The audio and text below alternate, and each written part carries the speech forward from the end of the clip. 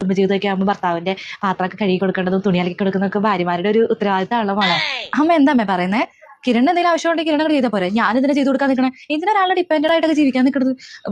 അവനങ്ങനെ വലിയ പ്രത്യേകിച്ച് വയ്യം കാര്യങ്ങളൊന്നും ഉള്ളല്ലോ. ഭാര്യയാണെന്ന് വെച്ച് ഞാൻ അവന്റെ എല്ലാ കാര്യം ചെയ്ത് കൊടുക്കേണ്ട ആവശ്യമുണ്ടോ?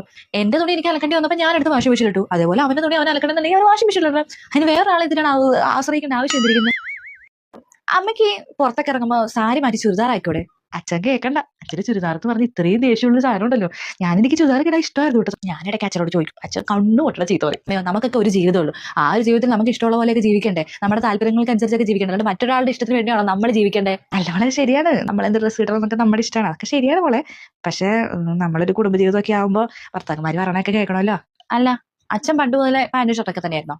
ഞങ്ങളുടെ കല്യാണത്തിന്റെ സമയത്തൊന്നും അച്ഛൻ പാന്റൊന്നും ഇടില്ലായിരുന്നു, മുണ്ടും ഷർട്ടൊക്കെ ആയിരുന്നു. പിന്നെ പാന്റ് ഇടും. അച്ഛൻ എന്തും ആവാം, അമ്മയ്ക്ക് പാടില്ല. അതാണ് ഇവിടുത്തെ നിയമം. ഞാനൊന്നും പറഞ്ഞിട്ട് കാര്യമില്ല അമ്മ. ഈക്വാലിറ്റി എന്ന്